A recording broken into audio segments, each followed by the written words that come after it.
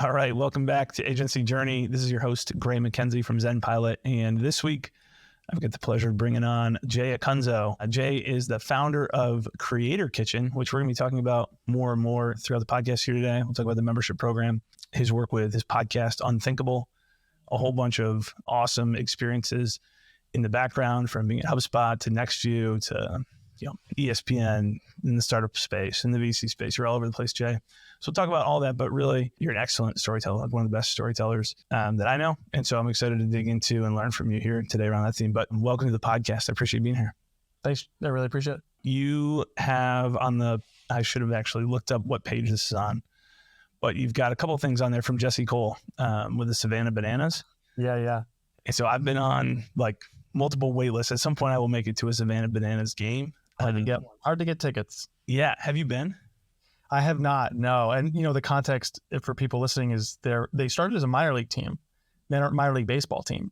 I would say that they're known as the world's most entertaining baseball team today. And Jesse Cole, in his yellow tuxedo and yellow top hat, is the sort of chief banana. They go hard at the banana puns, but he's kind of the P.T. Barnum of baseball right now. And he's on a mission to make baseball more fun, which I really appreciate. I love baseball. I'm a huge fan. Started as a sports journalist, wrote about baseball in my senior thesis as an English literature major back in college. And a lot of baseball purists don't love what they're up to, but I see the forest, and I think what they're building is really important. I love it. I think there's so many quirky things that they do. Yeah. I have this conversation probably like a couple times a month where people ask me about, I've grew up playing baseball, coached high school baseball, and have been kind of around that for a while. And I would describe myself in most aspects as a purist, but man, I love hey, let's get people excited about it. And then, hey, we can expose them to the whole sport of baseball. How did you get connected with Jesse? So I run a podcast called Unthinkable, and we just crossed 200 episodes. And the premise of the show is unconventional choices made by creative people and the remarkable things they make as a result. And the agenda of the show, it's related to the premise, of course, but the mission is to help people question best practices and conventional wisdom and trust themselves more. It's ultimately a show about, and even the cover art evokes this now. We just did a refresh, which I'm really excited about, but the trusting of yourself and your intuition and your craft more than best practices and blueprints. And with that word unconventional, it's hard not to notice the Savannah Bananas, because a lot of people who either pitch me or who we notice just in planning, we look under the hood and there's nothing real there. They're just pulling a stunt that's pretty hollow to then try and trick you into selling something or coerce you into doing something, or, they're self-aggrandizing and they're pulling a stunt to get attention. What Jesse's doing is very mission-driven, it's very craft-driven and quality-focused. And so while he's not necessarily himself a content creator, although I guess he would consider himself one. He is. Yeah, I shouldn't say that. He is. He's written multiple books. They're very, very highly followed on TikTok and elsewhere. They have more followers on TikTok than any major league team. Now, if you don't know baseball, that is, I literally almost said this without meaning the pun, Gray. I almost said that is bananas. Yeah. So that is wild that a minor league team that almost nobody usually ever cares about, except for the people right around the stadium, would have more followers on any social platform, let alone, I think, most of them that involve video anyway, than a major league team, than the New York Yankees, my team. So what they're doing is exceptional. And I honestly just reached out to him. I said, listen, this is the show. And, I have a way I like to pitch the show to people. And he agreed to come on, and he showed up to the audio only interview wearing his yellow tux and yellow top hat.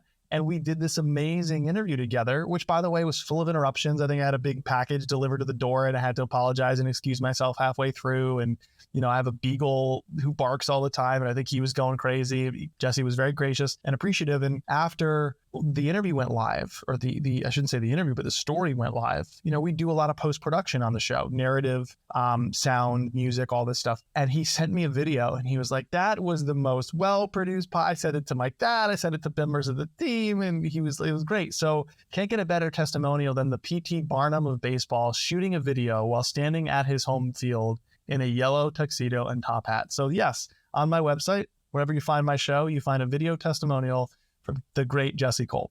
That's amazing. an awesome story. So I want to tee you up to tell another story, which is you're doing sports journalism. That's it sounds like a big passion going through college. Yeah. And then you kind of wind up in the tech space. And now today, here we are. You mentioned one of the things that you're up to with the podcast. What's the story arc from this English lit major to today? I mean, today I can say it with confidence and clarity. Like I am on a mission to help people make what matters to their careers, to their companies, and to their communities. There is just so much copycat thinking out there, and AI is just pushing we shouldn't say AI, we should say generative AI, because AI is much different as a whole, but generative AI is pushing the value of commodity content to zero. But I think it's pretty much always been close to zero to create things that anyone could create. And the only way to win there is you got to shout louder, hype harder, run faster, rank higher, because I can get this anywhere and you happen to be anywhere. You know, it's this transaction, this very hollow approach to content. And as a sports journalist, I wanted to tell stories like Jesse's. I wanted to tell stories that were feature focused, that were human focused, because I saw sports as this awesome like microcosm of humanity. I mean, I was inspired growing up by Rick Riley, who wrote the back page column on Sports Illustrated in the print edition, or Bill Simmons when he came on the scene, moving from a Boston area sports blogger, the Boston sports guy, to becoming just the sports guy on a subsection of ESPN.com known as Page 2 at the time, to one of the biggest columnists on the planet there, to then spinning out and, well, first running Grantland under ESPN and then The Ringer, two different sites that uphold what I would call like colloquial intelligence. Like it's your smartest friend at the bar or over coffee. Very accessible, very fun, like tone of voice forward, while getting romantic about what they cover, while covering it like a fan would. And I love that about both of them, and especially Simmons. You know, I'm not alone. Very popular writers, the both of them. So I kind of came up with this lens of like, when I get into the workforce after college, I want to write like that. And so I did everything in my power to do that. Internships at print papers, worked for the Hartford Courant, the biggest state paper in Connecticut, interned at ESPN. When I graduated, I got a job at Google in sales because print was not doing well. It was 2008. And I ended up in ad sales. And Gray, I got to tell you, I was miserable. It was a very valuable moment, very valuable lesson that like, just because everybody thinks a brand is great to work for, it doesn't mean it's great for you. Yeah. Like we go about our days, especially as students who are about to enter the workforce, but I think all of us as professionals experience this too, kind of writing someone else's script. And I had not yet learned how to write my own.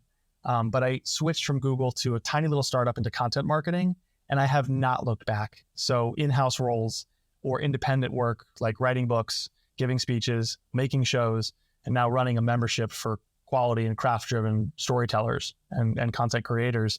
The only way I can summarize all of that is I'm on a mission to help people make what matters, because there's a lot of stuff out there that is being shipped at high volumes that doesn't. So you said two things that like I'm just trying to square in my head. One is make what matters, but who it matters to, you know, you mentioned your community, kind of your audience, like external. But earlier you said follow your gut. Like don't do like unconventional is the theme here. And so is your underlying thesis that we have a better intuition for what matters to people than kind of getting lost and following best practices? Or how do you connect those two ideas? I mean, this is happening in the world right now. There's a very bright line dividing types of communicators, content creators. On the one hand, you have people who think the job is to create content. And on the other, you have the people who know the job is to create connection. And I want more people to be on that side. The content is for connection. Mm-hmm. You know, it's not about 10xing your volume, 10x the speed. It's about creating things that have an impact. And so we're getting so obsessed with being visible that we've forgotten the job is to be memorable. Like reach is how many see it, but resonance is how much they care. And no amount of reach guarantees that people will care. Like we need to master this discrete skill, which is to resonate with others. Because when we resonate with others, they take actions. So whether you're like me and you love talking about creativity as an ideal, or you're a cold, hard, calculating capitalist, or anyone in between, to master the skill of resonating with other people, which is a masterable skill, it is a craft, is good for business and good for you and those receiving your work. So when I talk about things like your intuition or craft or quality, I'm looking hard at that divide. And I'm saying, okay, the object of our work is to connect, is to resonate. to inspire reflection and action in others with our words. How do we do that? Well, first we have to master our craft. Whether you're a writer, public speaker, a podcaster, all the above, a multimedia creator, a marketer, whatever you're doing, there's a craft to it. And unfortunately, I think a lot of us have over-indexed on one narrow interpretation of craft, which is process. That's like the workflow techniques and tools that you use to guide the work. And unfortunately, increasingly, you are not guiding the work. It is the workflow that someone said, do it this way because I'm the guru, I'm the best practice giver, and they are guiding your work. Or the tool is guiding your work, which is even more dangerous. So, but that's still just a narrow view. It's the process. It requires you the least, the workflow techniques and tools that you use to guide the work. There's two other elements that we forget are part of our mastery of craft, which is our posture and our practice. So really quick definitions on both. Your posture is how you see yourself and the world. It is your confidence. It is your quirks. It is the messy bag of humanity that you haul with you to anything you create. And when we create, I think all of us would admit we affect the work somehow, but historically we just left that to chance. We can do that no longer. What is your personal vision for the work, for where you're leading your audience? Are you a leader? Like visionaries don't have some gift, and nor are they some like hollow guru, like tweeting out fortune cookies. Visionaries are people who have vision. So what's yours? What is your vision for where this is all going for your audience? Where are you taking us away from? Because that's what leaders do, move us away from something. And where are you taking us towards? What's the mountain peak in the distance that you're marching us towards? So having a posture is not just puffing yourself up. It's you have a vision. You see yourself and the world and the work that you put out into it in a certain way. Another way of phrasing this, it's your creative fingerprints. Can you get that all over the work? If I white label it, it's unmistakably your own. That's powerful. That's how you have impact. The other is practice. Now, do you do this consistently? Is it more than just a stunt or a one-off thing? Is it more than the big story on the agency homepage? Is it more than a big story to a bunch of prospective clients in a room? Is it every Friday I ship? Why? Because it's Friday. I have a practice. I'm getting better and better and better. I'm honing my craft, not just the process, but also my posture because I have a practice. And when you do that, when you throw yourself into the practice of it all, what happens is you develop a process that's more tailored to you. So the thing we start with and obsess over, process, what's the best practice? How do we actually execute it? And that's really what we're looking for, not best practice, but best process. When we are obsessed over that, we're obsessing over something that honestly could be a byproduct of you just bringing your posture to the practice consistently, right? Like my writing process is honed based on years and years and years of shipping every single week, multiple times per week, actually. And I have a better process than I could prescribe to anybody else for my own purposes. And it brings out work that only I can do.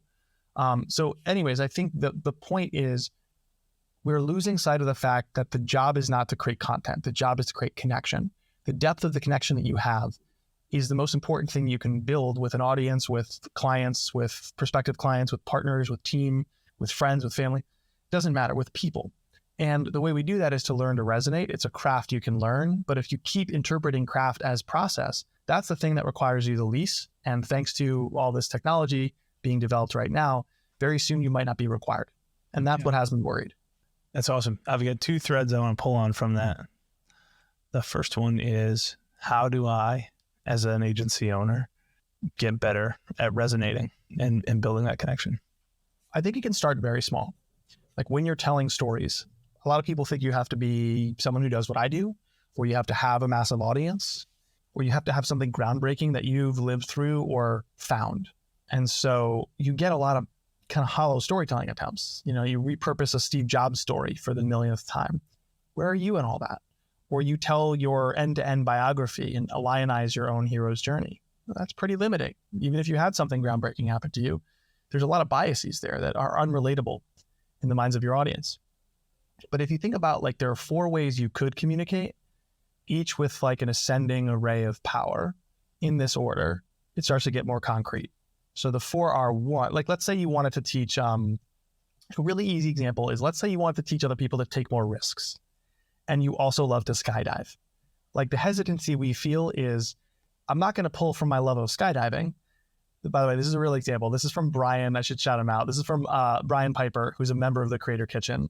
He's a higher ed marketing leader and a speaker and an author, co-authored Epic Content with Joe Pulizzi. So Brian is a part of this membership that I'm running. And Brian and I talk a lot, and he's like, I really love skydiving, and I teach marketers how to create better content and develop better experiences through data. But I don't think people would care about skydiving. Like, you're right. They might not. They don't care about you when you tell a story. They care about themselves. Like, your personal stories are not about you. They're about the thing you're there to say, which is of use to others. So what you do when you don't use anything from your own lived experience is you just hand out instruction, just flat advice and prescription. It's like 6 simple ways to take more risks in your work. Everybody knows the importance of taking risks. You become more innovative. You learn through failure, blah, blah, blah. Well, today, here are 6 techniques. It's like, that's not good enough. It's not powerful enough. It's not going to resonate enough. So that's instruction. It's flat advice or prescription. There's no story. The second way to do it, which is where I think people get stuck, is story as illustration. Now, as a speaker, I have a lot of stories that I've collected over the years that I can tell on stages or elsewhere that are about other people. But as everybody communicates publicly in some fashion, agency owners are a great example. Pulling from your personal experience is useful too, but it's pretty limiting, useful, but limiting, to use your example, your life, your work as illustration. It's an example or a case study. I did it this way. You should do it this way. I did it and you can too. And here's how I did it. It was my blueprint. Now it's yours. Again, so back to Brian. Like, Brian works in higher ed. He could be like, I'm teaching a bunch of higher ed marketers, and I want to tell you how my University of Rochester, how I approach data, and now you can too. Lots and lots of problems, lots of biases that are, related to the person and also related to the people receiving your work. Very simple example of that would be, I talked to an executive who worked for a Fortune 500 brand who had a lot of speaking gigs. And when he left that company, he was complaining to me that his gigs had dried up. And I said, that's because you keep telling the story of your own success at that brand. You're using your story as illustration, as a case study. But the longer you go, the longer it has been since you worked there, the less timely and relevant that is. And also the different types of audiences you're trying to reach, they might not have worked there. They might see a white, straight male and go, not going to too much privilege. Like, I'm dealing with more friction in my life or whatever. So illustration is using your own story as an example or a case study. It's the next 2 things that we want to get to as storytellers, metaphor and allegory. And they're related, but there are some differences. So metaphor is just using something you experienced, a moment, a memory, a hobby you have, even a trauma you might have gone through, to create a quick comparison. You're telling them. So Brian might go like, so, hey, I'm a big skydiver. And in skydiving, you have to take the leap. You have to leap out of the plane. So in our work, we need to take the leap. We have to embrace risk. Okay, so 2 things about that. So one is that is a very useful storytelling device to get somebody into the larger point. But you still need to make the larger point, and you might have missed somebody with that quick analogy, or rather metaphor. But 2, and this is really, really dangerous, is we start pulling from our lives, but we pull the obvious things. We haven't interrogated our experience. Like a writer, a storyteller, a journalist, the job is to interrogate the lived experience. So with Brian, he goes, take the leap. I don't need to know that you skydive to know that, yeah, skydivers make the leap. And so that's a good metaphor for me it's too obvious. There's not much power there. It's not that memorable. It's not that profound. You haven't really helped me that much, like change the way I see or think or execute. So you can hunt for something not obvious. So for Brian, he might go, okay, so I skydive a lot, and there's this moment that you might not know unless you lived it. But when you leap out of the plane, which is the moment most people think about, whether you skydive or not, there's a second moment. Like, let's say you're tandem diving and the person strapped to your back will tap you on the shoulder. That's your cue to open up your limbs so you can fall better, fall safety, fall honestly in a more enjoyable way. So it's not enough when you skydive to just make the leap. There's something else you got to do after that, right? To have a successful time of it. Well, in our work, it's not enough to make the leap. You have to be open to what happens once you do. Because if you're just closed off to new possibilities, even if you've decided to make the leap, to quit the jobs, to do the new thing, if you're clinging to what came before, back in the plane of conventional wisdom here, well, you're not going to have a successful time of it. You're not going to enjoy it. You're not going to be open to what happens, right? So that's a non-obvious metaphor pulled from something personal to Brian. And I won't belabor the point, but lastly, allegory, the difference is it's not a comparison to arrive at a lesson. It's a story to arrive at a lesson. So you'd still have that punchline I just gave you, but for Brian, he would detail his 500th jump, and he flew to Arizona and he met these characters. There's a sense of character and setting and chronology and some tension. You'd sort of raise the stakes with like how he was feeling. Was he nervous? Describe that. Did he have open-ended questions? List them. it's much more of a tale to arrive at the lesson than a quick comparison. So you're showing rather than telling. So really quickly, all four again. You can give out instruction, which is flat prescription without story. You can share illustration, which if you pull from your own life, that is useful, but rather limiting of it's an example that looks like what my audience wants to do. It's a case study. You can offer metaphor, which is a comparison to arrive at a lesson, or you can offer allegory, which is a story to arrive at a lesson. And those four things have ascending orders of power when we communicate, whether you're communicating about something that you love, but you find the lesson others could care about, or you're talking about somebody you found and someone you observed. But either way, you're communicating with a lot more power. And I think that matters. I think that's how we resonate. Don't just think about the volume of your work, think about its power. Yeah, that's awesome. That's a great breakdown. I think to try and take that, and that applies everywhere. I think obviously we think of that in a sales context or marketing context. Let's go tell a story, but that applies to how you're recruiting for your team and how you're leading an internal team and how you're communicating on a day-to-day basis with 100%. With everybody. Yeah, it could be very performative. I kind of just performed it myself, right? Or it could be very kind of like stripped down, like in a sales interaction or client interaction. You're like, yeah, like I totally hear your objection. I mean, this is what we adore in the movies or on TV, like well-written scripts will do this. And I don't see it showing up enough in our lives, but it's like, yeah, like point taken, very important client. That reminds me, so I'm a skydiver. Right. And then you tell a quick story and you get good at this. Like as an author, you take your stories with you on the road, like literally onto stages, but also virtually when you do things like this. And you have a short bag of stories that go, a small bag that you can dip into. And I think like every professional communicator, which if you're a business owner, that's part of the job. And certainly if you're an agency owner, but I think every communicator would benefit from having like a short list of stories that each have slightly different purposes to them that we know how to tell different ways. And the only way that happens is if we decide to do it. Like no one is going to ask you while interviewing you for your expertise. Can you tell me about like, how should marketers seek to grow demand for their client services business? How can owners of agencies grow pipeline? And if I may, please respond in personal story, Gray. Like no one's going to say that. You just have to decide to. And our favorite storytellers, our favorite thinkers, our favorite communicators, they just do it. And we just take it for granted. It's like, because they're amazing, or we don't even notice that they do it, but we're like, wow, we walk away going, Gray is awesome. Like you really taught me a ton of stuff. But the reason is because you decided to show up as a storyteller and to try and inspire people to reflect on something, right? Or even maybe take an action. And so that's on us to decide to do that. I want to talk about some examples of who's done this well. And I think basically like, where can people go who want to do this more? So following your work, I think is a great example. I think the Creator Kitchen is a natural, hey, here's an avenue to go. I remember 2014 seeing Seth Godin talk in person for the first time. And he had, I don't know how many slides he went through, probably 50 or 60, but what was different was there were no words on any slide. Everything was a picture. And he has a perfectly crafted story for every, here's this totally random graphic that has no connection to the prior one if you just looked at him. But he's such a master storyteller and has such a powerful, like still a memorable moment here 9 years later. Who are some other folks or brands who are doing this well? I mean, I follow mostly people who are not marketers because I don't want to anchor to things that look like at all similar to my work, but mostly I think the best in the world are not marketers. I make a lot of podcasts I coach and have a membership. That's my business. And so the coaching clients I have are authors and business owners and speakers and, people that have a body of work and they're looking to create like that really awesome special project, a podcast, a speech, just their overall creative platform and personal brand.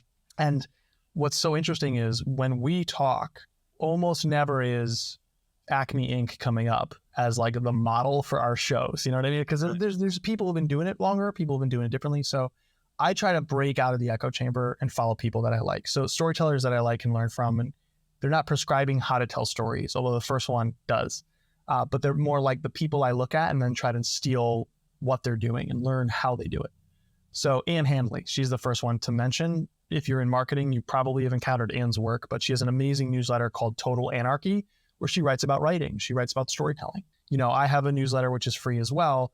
The difference between Ann's and mine is Ann is looking to help you get started with things that look like the mechanics of writing. And then she adds a layer of quirkiness and soul to it. What I'm trying to do is within your content, how do you use like the stuff Anne is teaching you to connect on the receiving end to your audience? So like the name of my newsletter is Playing Favorites. How do you ensure that others consider you among their favorites for whatever purpose you serve? So that we kind of have similar overlaps. We're buddies and we see eye to eye a lot. She's very much focused on writing. Her great book, Everybody Writes, is a must read. So Anne is someone I look at. Mike Birbiglia, who's a comedian, but he's a comedian who tells stories. He has this awesome way of getting right up to the edge of being a little too sentimental, but not tipping over towards the trite. And I love stories like that, where he puts me in the feels, but I'm not like, oh, this is too over the top for me.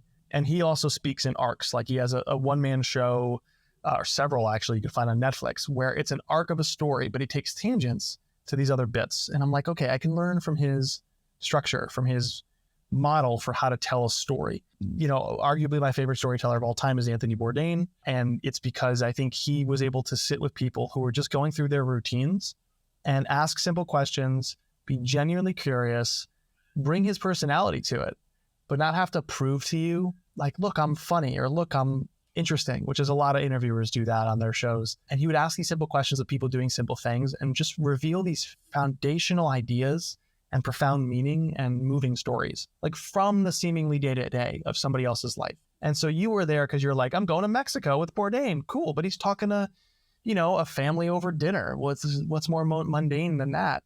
And yet you're gawking at the screen because you're learning, you're inspired, you're seeing all these things. So I think in part that was his magic when he was with us. So I learned from him.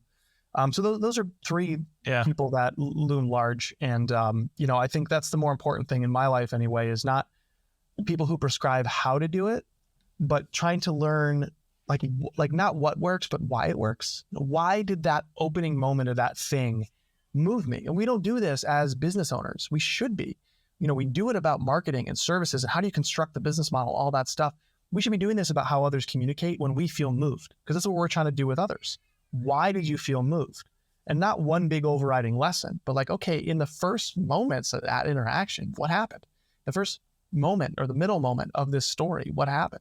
And trying to rip out that lesson and apply it to our work. And the more we do that, it's not like we're going to transform overnight, but bit by bit, and this is where the practice matters, you start to find what's working for you, or all these touchstones to go to mentally to create. You start to make it your own. And eventually people say to you, like, man, Gray, your show is incredible. Like, you move me every single time. Or, wow, on that stage or in that pitch or in that email, like, it was great, so awesome. And I forwarded it to all my friends. You know, that's what we want. I don't think we study the folks who do that to us often enough, especially outside of our echo chamber. But like, they're the masters. Yeah. I wonder if you disagree with this, that I think... You're wrong. No, yeah, you're wrong. Yes, absolutely. Disagree. Did I do it? You passed the test. Early in our careers, is there an element of just copying, like looking for the best practices, copying, and to try to learn the mechanics? That's a natural part of our evolution. And then is your call really, hey, folks, you're past, like, you got some of the mechanics down. That's great that you understand how to write the 7 secrets to, you know, weight loss or whatever. Like, you've done that 8 times now. You understand how to do it. It's time to bring your soul out a little bit more. Or is it, or are you actually saying, hey, from the very beginning, kind of trust your gut and go with it? I just think inescapably we're inspired by things that inspire us. So I can't say what that is for you, you know, and I think like there are ways to take it further. You know, you might say, I want to write a book. And so I'm going to copy so-and-so who writes great books, or who wrote that one book I loved. And if that's your first moment trying to do so, and it's for some hollow transactional aim, people are going to tell.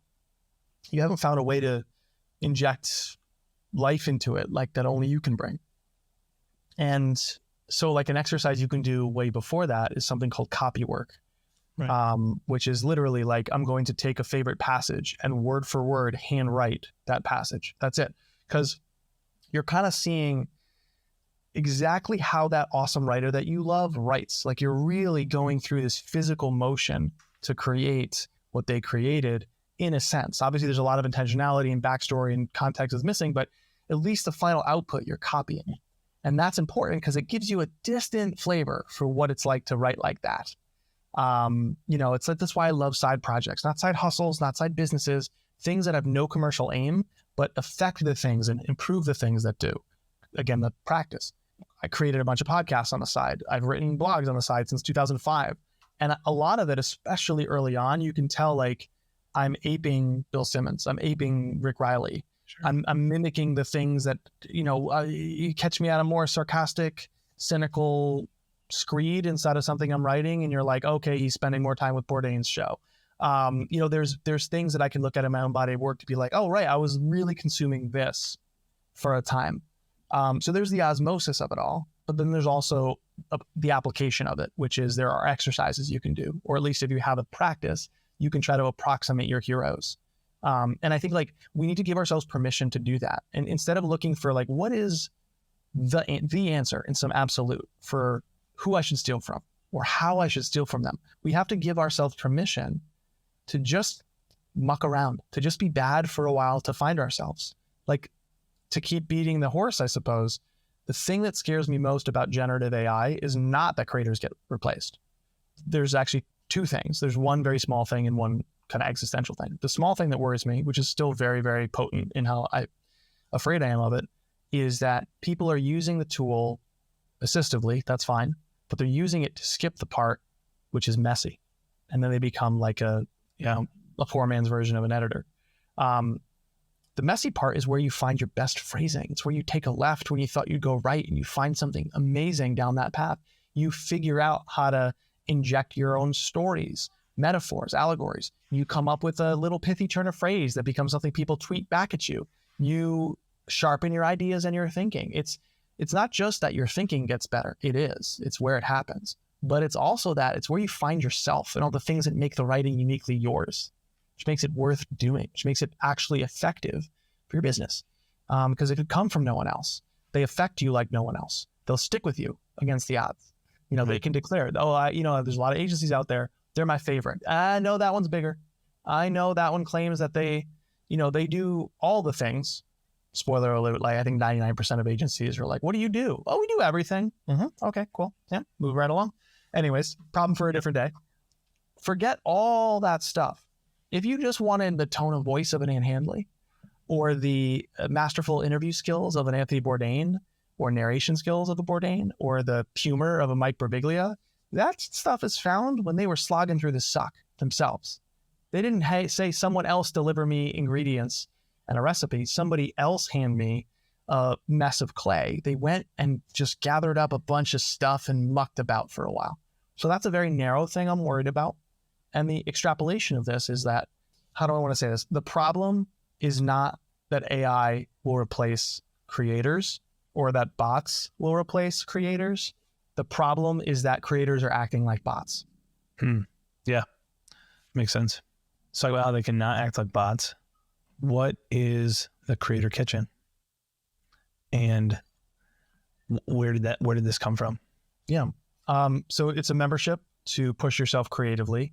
It's focused on creators who consider themselves quality obsessed and craft driven, and they want to be effective storytellers. And it's a membership I co-founded with author Melanie Diesel, who's also in the marketing space.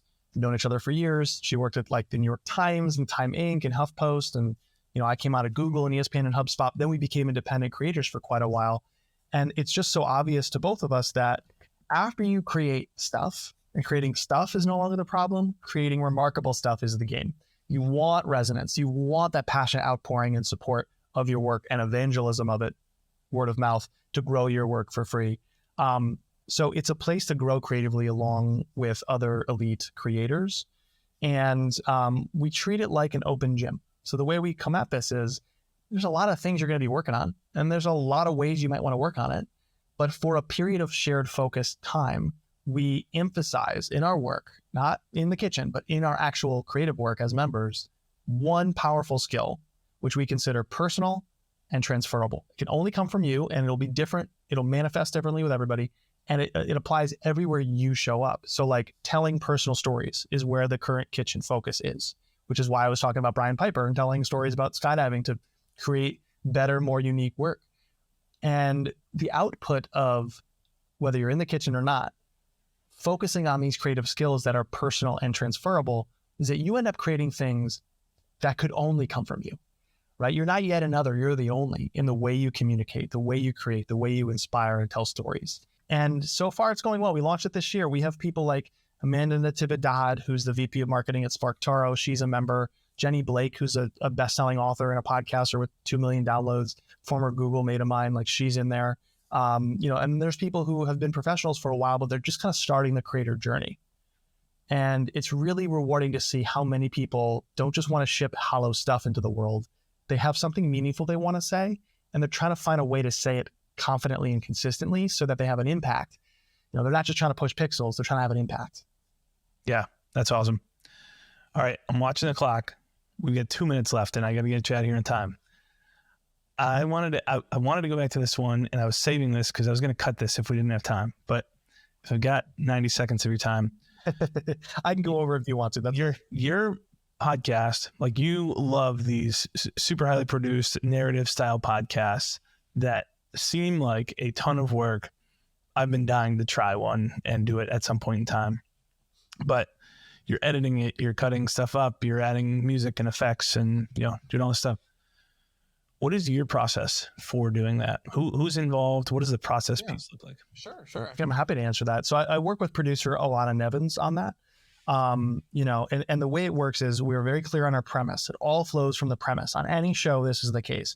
Your decisions get faster and more aligned and more effective if you actually have a premise, not a generic topic like talking topics with experts. We're here on the marketing show today. It is what's different when a listener comes along for the journey. Where are you leading us? It's not just your topics, it's your topics plus your hook.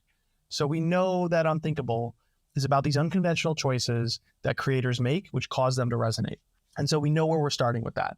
Every time we then think about our episodes, we're like, what's a question or a challenge or a concept or a heuristic that we either want to explore or we know our audience struggles with and we'd like to explore on their behalf? Or who is somebody that has done something that approximates the feel of that premise? And then we're going to assign afterwards the more narrow theme, question, whatever. So we're enrolling guests not because of who they are, but because they help advance this journey towards this mountain peak in the distance.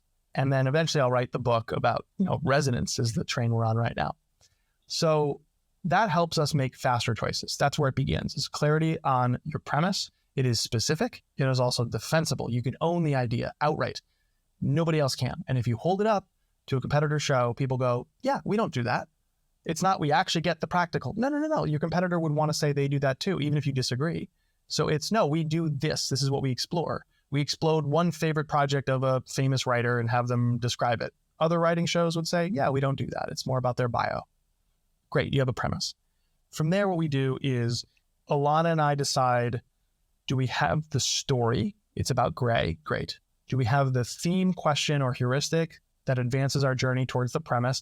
Yes, Gray is here to talk about how to confront writer's block or something like that and has a story to tell. And do we have a sound or a style we want to experiment with or play with? Yes, okay, we're actually going to surround Gray with voices from our audience or voices from members in the Creator Kitchen who are explaining their own struggles with writer's block. And we're going to sort of surround Gray in the edit with those voices because that'll be evocative of what the listener is thinking. Fantastic. So we have clarity on that. Alana will go and do some research on who you are, on what you've done, etc. And then what we're looking for is in the edit, I'm literally going to pull this up right now. We have the most important document is our episode rundown. So the episode rundown, it basically just says, these are the 5 blocks of the show that we're going to hit every time. So Alana's research fits under one of these blocks. My interview goes in this order. Our edit is informed by this, and we will break from it and innovate and play. But for the most part, this is what we're saying. A block, what's the conventional approach? So I talked to Rishikesh Hirway, who hosts the podcast Song Exploder, very famous podcast in music. He takes one track with a famous musician like Madonna and has Madonna not tell her whole story. Why wouldn't you do that? It's Madonna, not Rishikesh. She's going to bring a song that's meaningful and talk about how it was made. So what's the conventional approach? Well, he's a podcaster. He's surrounded by people that do long form, unedited interviews. So we're going to build up the conventional approach to seem inescapably either just ubiquitous or ubiquitous and preferred. That's A block. B block. What did they do that was unconventional, unthinkable? If you just see it from the outside, well, Rishikesh Hirway did his podcast this way, and here's why it's so hard, and here's why it was so new and different and risky and blah, blah, blah. Okay, it seems unthinkable. C Block, why did they do that? Because it's only unthinkable from the outside looking in. When you hear their story, it sounds smart, strategic, like inescapably in your shoes, Gray, you would do it this way. So C Block is why? Why did they do it that way? Why was it actually better or smarter or safer even in their shoes to do it the seemingly unthinkable way? And the lesson here is, of course, they trusted themselves not to be rogue, not to be rebellious, but because there was something about their own situation, their person, their audience, their resources, whatever, that dictated that. Maybe we should all think this way and not blindly follow the blueprints, right? So that's C Block. And then D and E are the listeners going, oh, this is interesting. I appreciate what Gray is saying, and I want to think like Gray. How did they get here anyway? D Block is the typical lead for most interviews, the backstory, the bio. Who is this person? How did they get to the point where they could do this with confidence and clarity? And then E is kind of what I call exit velocity. Can we end with something really important about making what matters most? And we send you off hopefully feeling inspired. Yeah. So we have this rundown, which informs the prep, the production, the interview, and post. And it makes it a lot easier to decide, oh, let's break from it in this coherent way this time around. Now, I'd be lying if I said I'm not a bottleneck. I do a lot of stuff.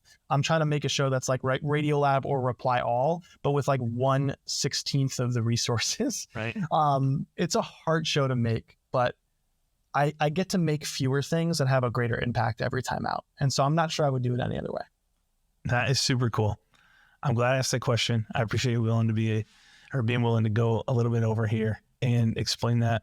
Yeah, I think identifying that premise and kind of, hey, what's the arc happening first, and then building into that. And I'm assuming in your interview, you may take it in that same order, but you still would have some, because of the editing that you do on the back end, you still have some flexibility in terms of how you actually get to those answers.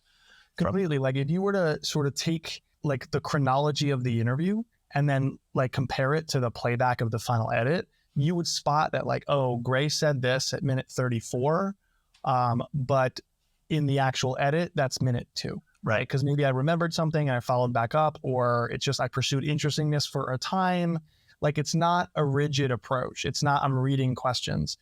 I am pursuing interestingness in the moment, trying to get the story. But the most important thing you can do as a storyteller, I think the phrase is as a person, you want to have strong beliefs slightly held, something like that. Yeah. As a podcaster, as a storyteller, you want to have a clear structure loosely held. Sure. In other words, like I'm going to try to tell the story I think the story was going to be in my head, but you presented something to me that was way more valuable or worth following, and I'll pursue that. And because we do that editing, and I'm not alone on the show, Alana is she's not an audio chop shop. I could rant all day about what people in business think a producer does, but she does know how to do that. And she does a lot of that for the show. But her main kind of value, and the reason I have her on retainer is, and all producers are worth their weight in gold in this regard, is she can see the code of the matrix and understand like what needs to get cut, what needs to get rearranged. I'm incapable of moving from a 60-minute interview to our target of 35 minutes.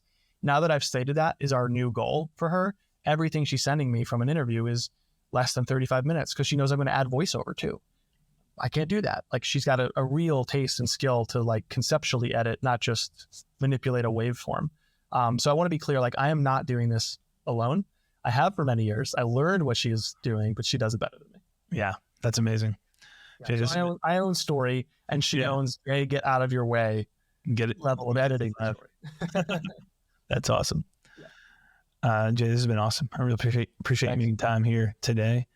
For folks who want to check out Creator Kitchen, the Unthinkable Podcast, the newsletter, where's the best place? Is that the personal site is the best place? jayacunzo.com. Everything runs through jayacunzo.com. I mean, if you are ready for membership, we welcome it, creatorkitchen.com. But typically people like to hang out with me a little bit first. That's, my free newsletter or podcast or both, both completely free. And you can find them near the top of jayacunzo.com. Amazing. You crushed it, Jay. Thanks for joining us today. Thank you. Appreciate the time.